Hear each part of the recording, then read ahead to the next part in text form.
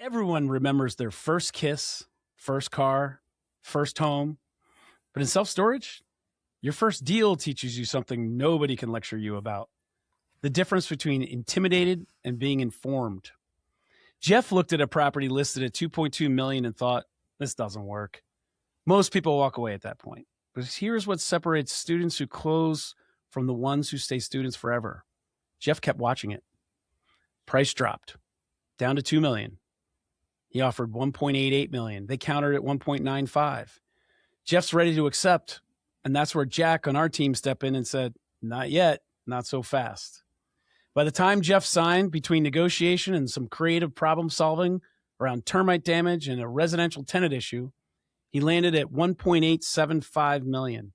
That's $325,000 below list and $110,000 below where he was ready to sign on his first deal, while still working full-time as a veterinarian.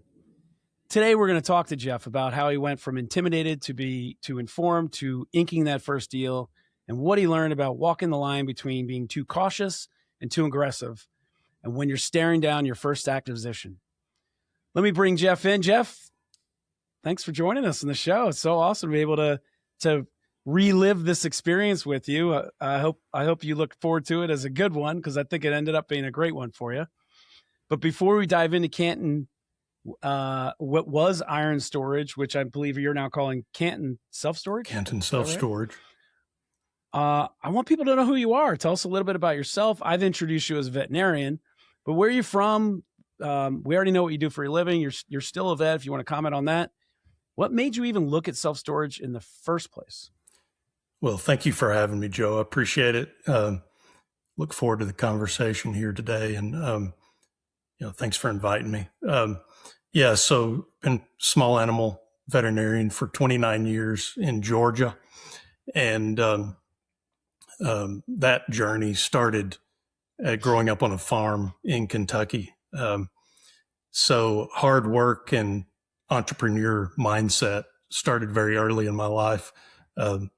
First entrepreneurial venture I ever had was raising rabbits, and that business flopped really bad, no pun intended. But wait, I got to stop you there.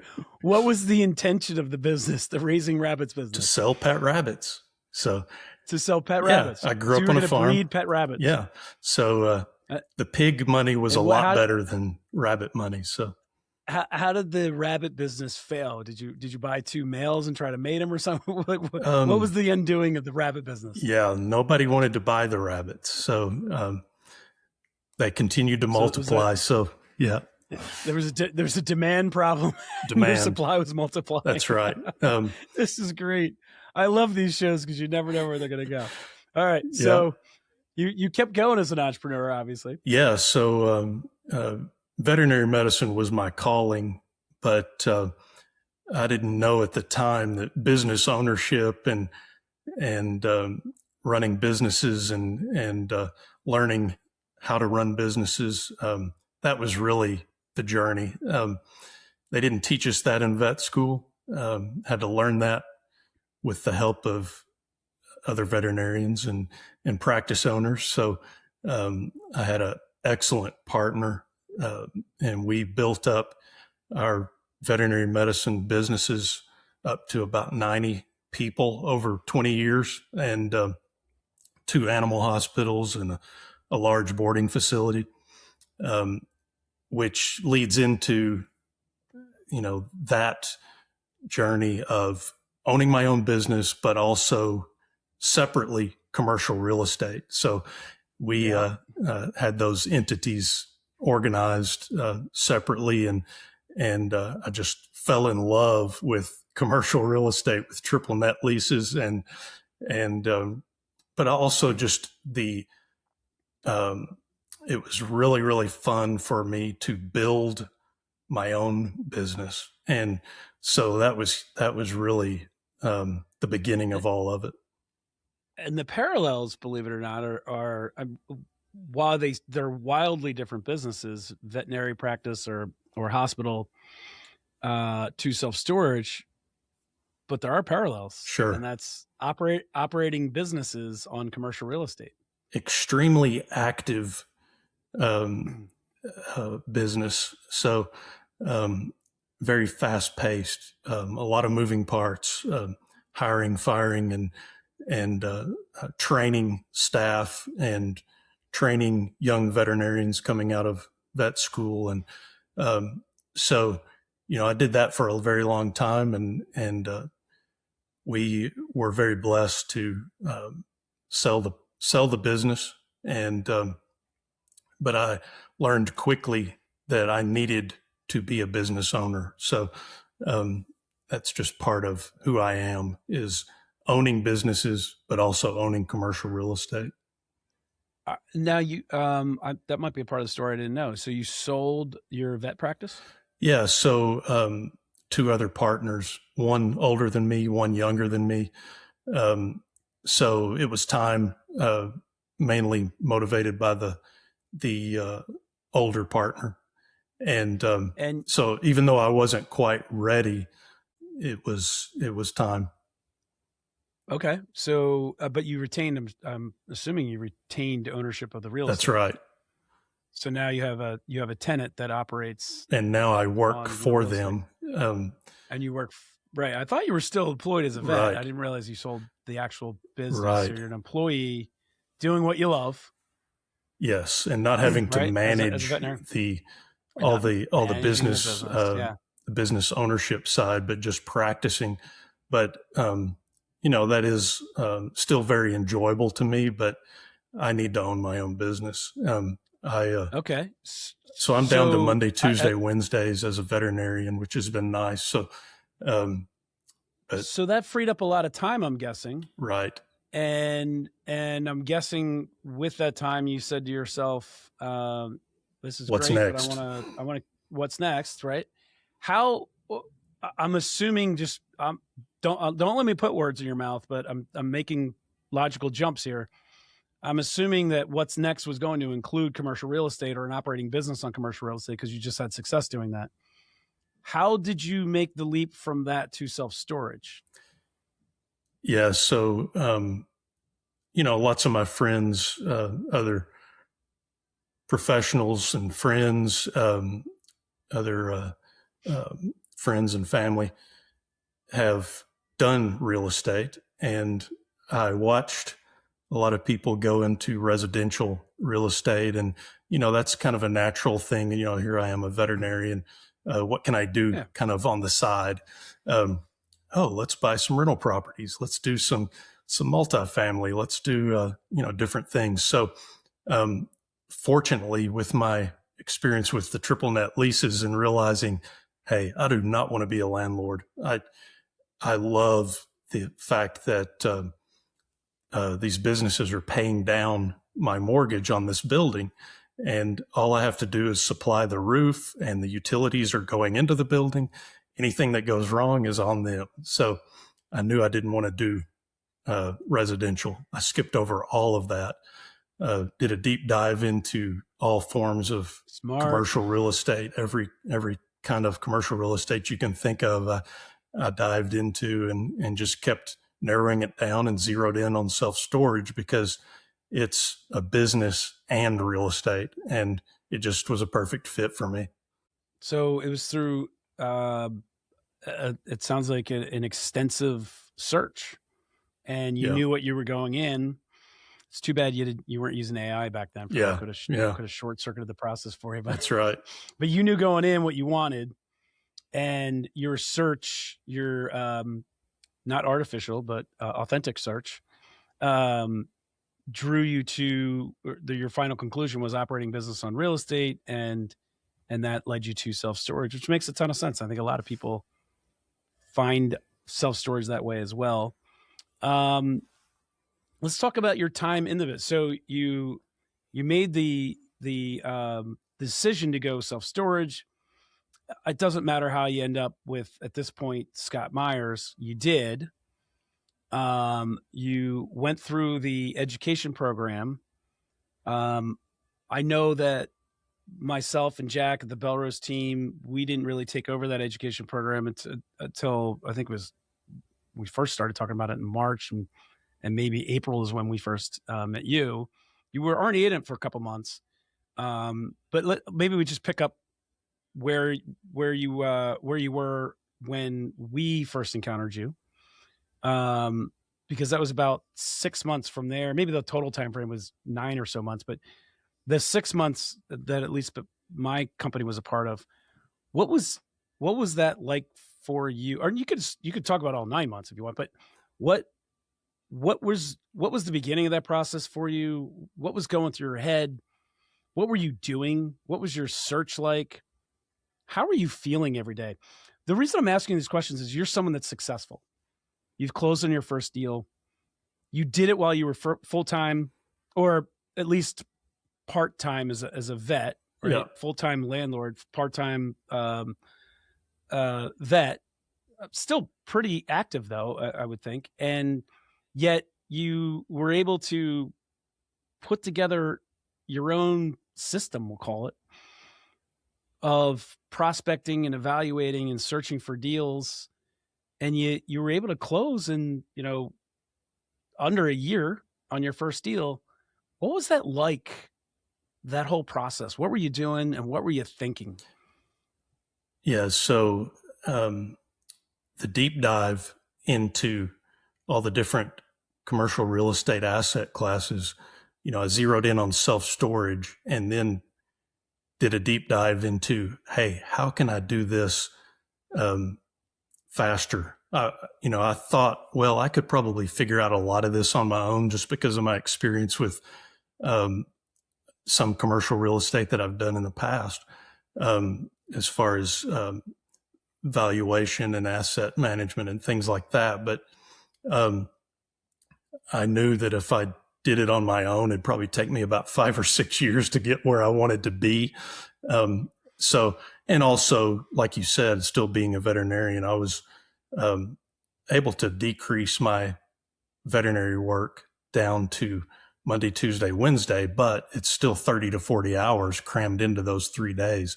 So that's what I was thinking. Yeah, it's kind of like a full-time. It's very long. I'm still considered full-time. So I do have a pretty good gig there, working full-time, but 3 days a week. I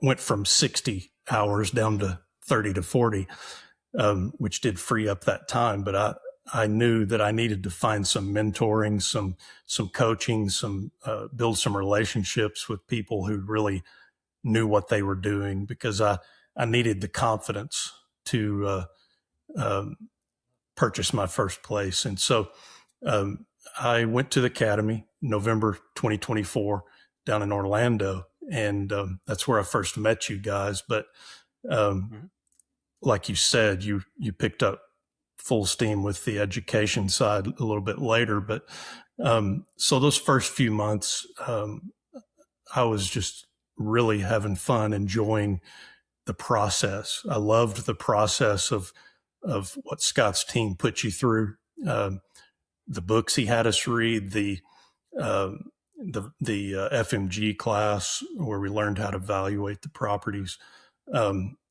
My big joy was finding the deals. So, and I felt like, I kind of know what I'm doing, but I need to find the deals and get that funnel going. And so what was your method? How were you doing that? Well, I was learning. What were you doing on a day-to-day? I was learning Scott's process, but just from brokers, Facebook pages, things like that. I was spending so much time. I loved valuation, so I was working on those and learning, and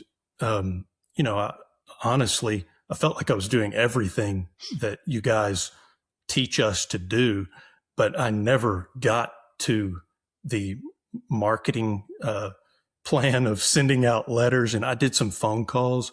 I did some visits within, a radius of where I live.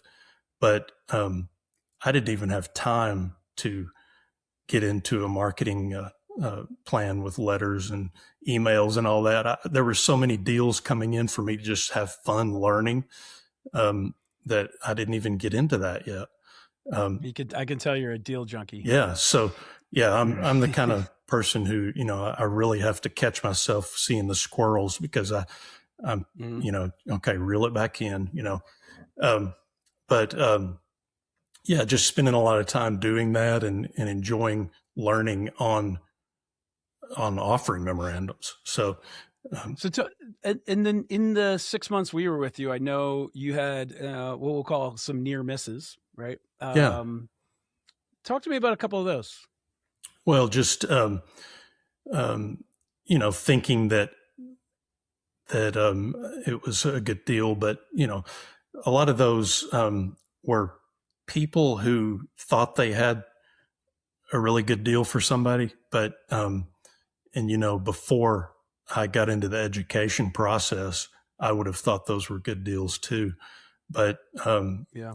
Just I would say didn't waste a lot of time on that. But it's mostly those situations where people are getting phone calls and offers on their self-storage facility, and I wasn't prepared to educate them that, hey, this is not worth as much as what you think it is. And so, it was fun to really build some relationships with brokers who had already kind of done that work and helped these folks with their expectations of, I connected with some really good brokers and they learned my buy box and so, and I was figuring out exactly what my buy box even was. So that was fun too.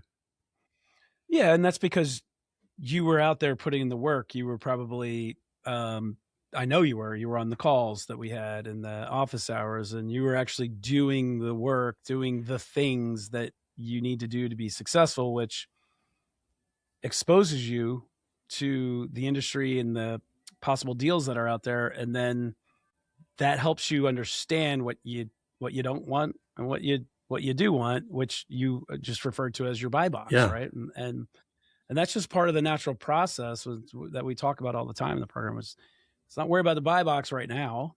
It's worry about methods to market and get out there and see deals, because getting in front of deals and opportunities will help you determine what you really want, where you really want to be.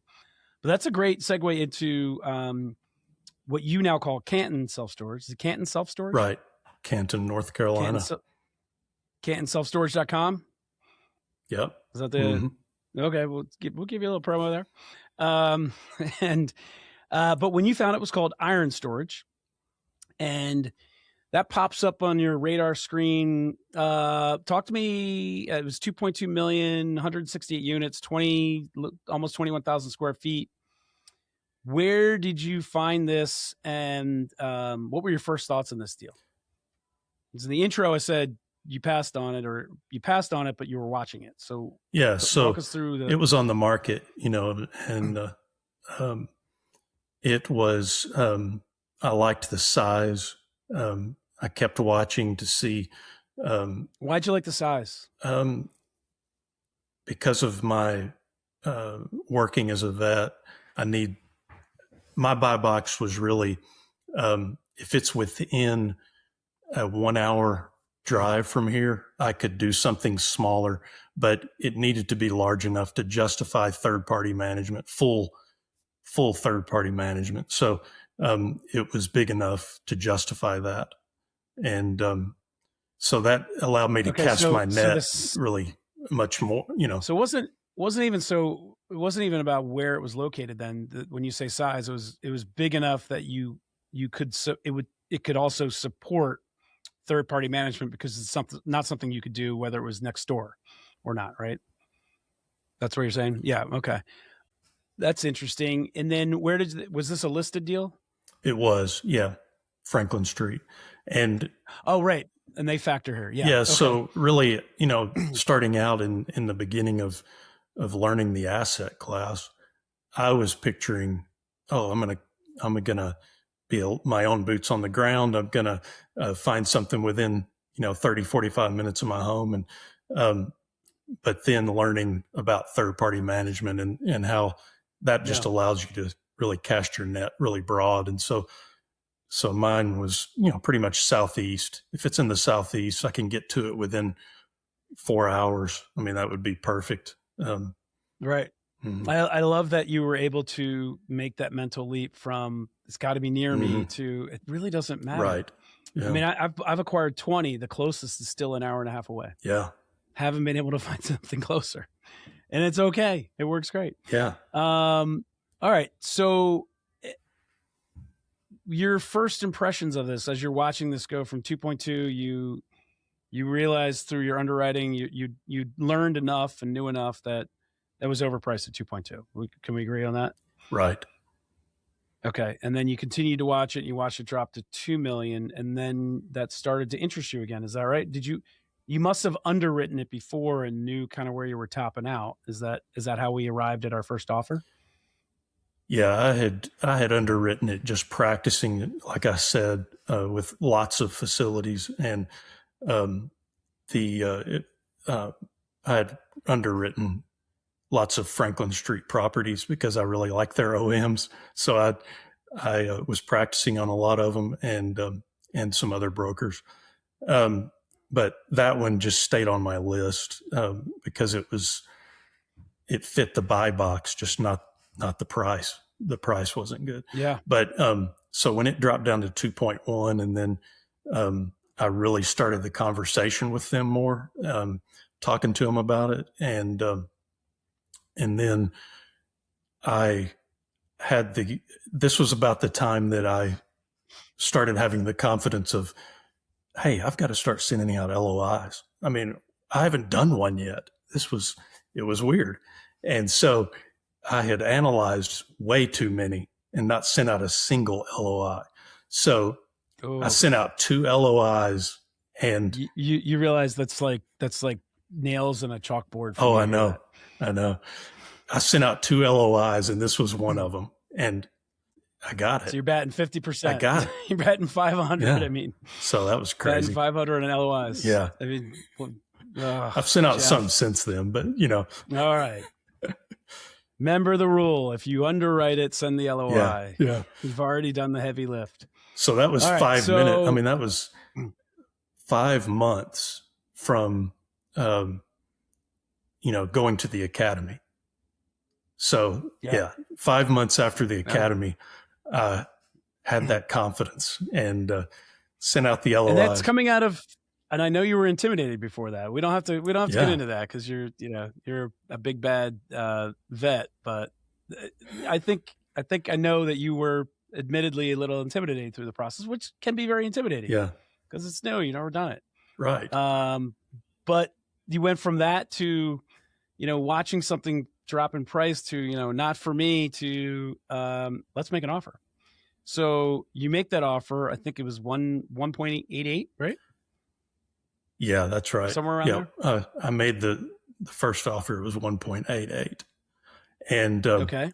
What was interesting about that was there was a lot of negotiating. We finally got a signed PSA. I think it took us 60 days to get that signed PSA. And that was at the 1.95 number, right? Yeah, it was 1935 or something. But anyway, okay. We got the signed PSA, and then some things happened you alluded to later.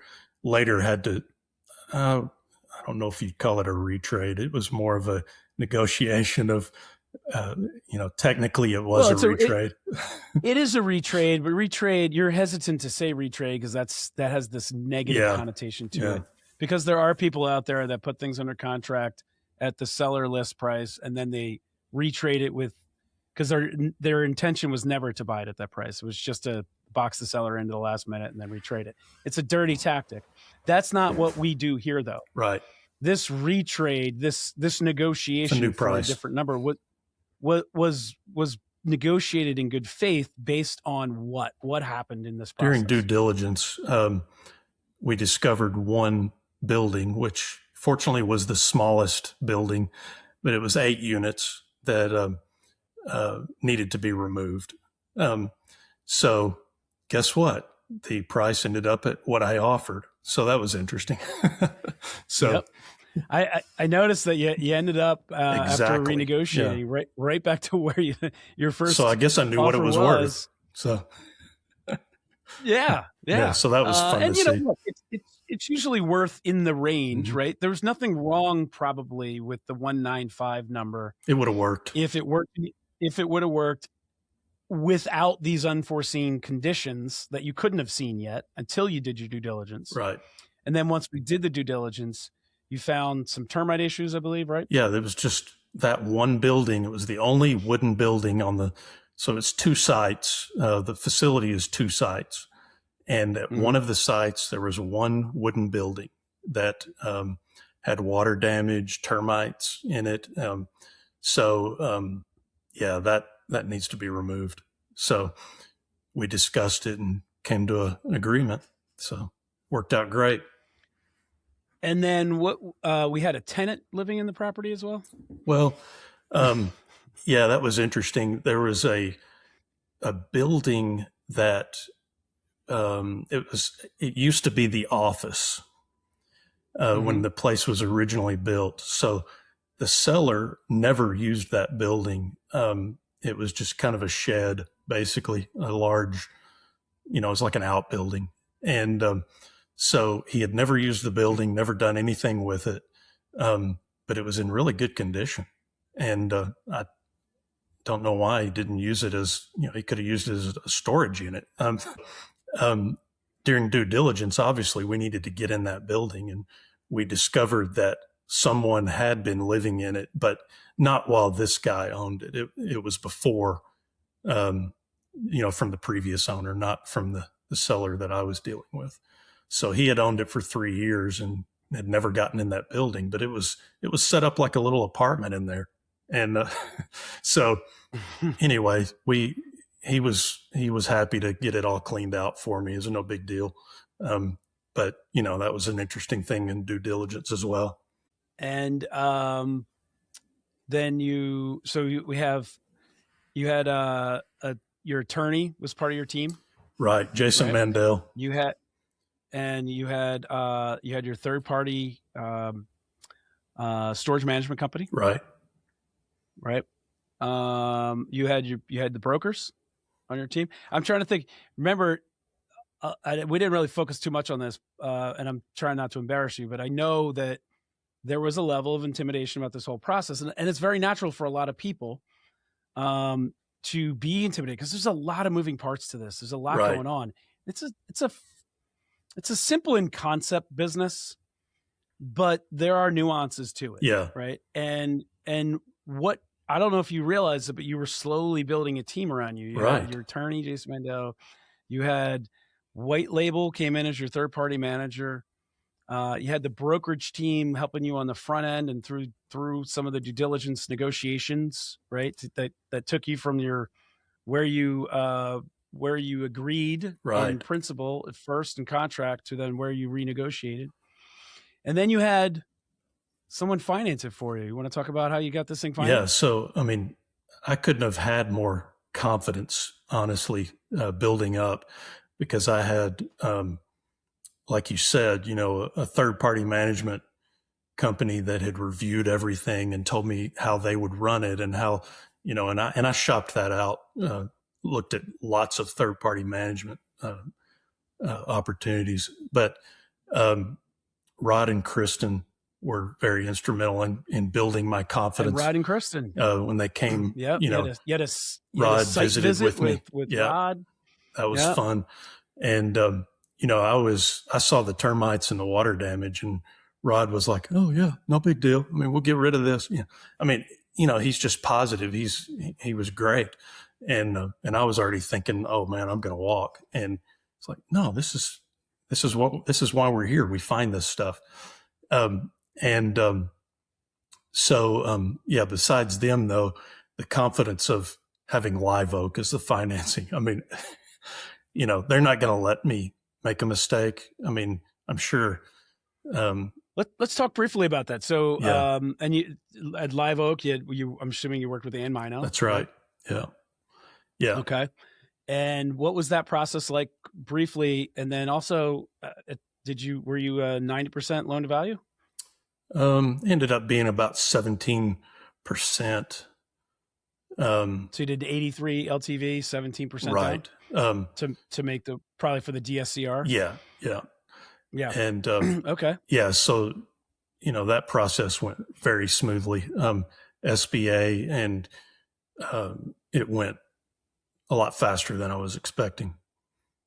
Had you heard, well, actually, did you use the SBA when you acquired your veterinary real estate? Yeah, we had one of the businesses was SBA finance. Well, the hospital, the actual building was SBA finance. Yeah. But yeah, what's interesting is when I called Ann and we were talking it out, it was really cool because she said, "Wait a second, you're a veterinarian? Like, that's how this bank started, was loaning to vets." So veterinary, the animal health industry and self-storage are like two of the, lowest risk categories of loaning money. So it was a perfect fit, So that's why they're the number one self-storage lender for SBA. Yeah. So I thought that was really interesting.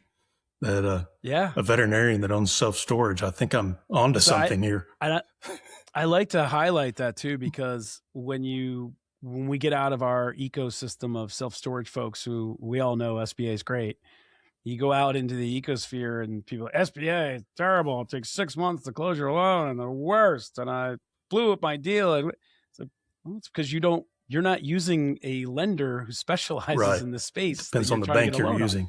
Yeah, absolutely. And working with Live Oak is like a dream. It's sometimes as easy as conventional. Right. So I just wanted to point that out and see if you had the same experience. Oh yeah. It sounds like you did. It was wonderful. Well, you're closed, you're an owner, and you're still working full-time as a vet. Yeah. Yeah. So the goal obviously is, what started the whole process and what will continue to be my process is to be able to slowly decrease more work days as a veterinarian and focus more on commercial real estate. I feel like we're going to buy more storage. Oh yeah. And, I feel like what I'm doing is planting trees that produce fruit. And then, I have cash flowing assets that are also, going to have a payoff at the sale down the road as well. So, it's been awesome. Just super thankful for the coaching, the mentoring, the relationships that I've been able to be blessed with through your team, but also all of Scott's team and Belrose and Scott's team, and also just the connections to the right lawyers, the right saved me. It just put everything in fast forward is what it did. The team is really everything. It's thank you for the kind words. Surrounding yourself with people. Exactly. And that's what Scott built. That's what we're continuing on with. And it makes the difference. So, hey, Jeff, congratulations on closing that first deal. And thank you so much for coming on and sharing your real story, the intimidation, the negotiation, the termites, all of it. Really appreciate your time. And if you're listening and thinking, I want to be like Jeff, I want to close my first deal, here's what you do. Head over to thestoragemastermind.com.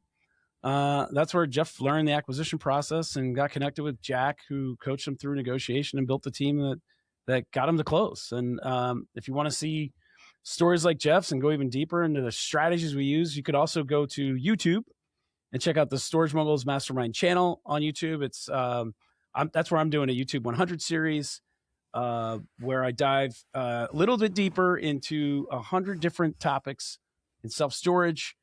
Links are in the show notes. I'm Joe Downs. Really appreciate Jeff again, you being here, and we'll see you next week.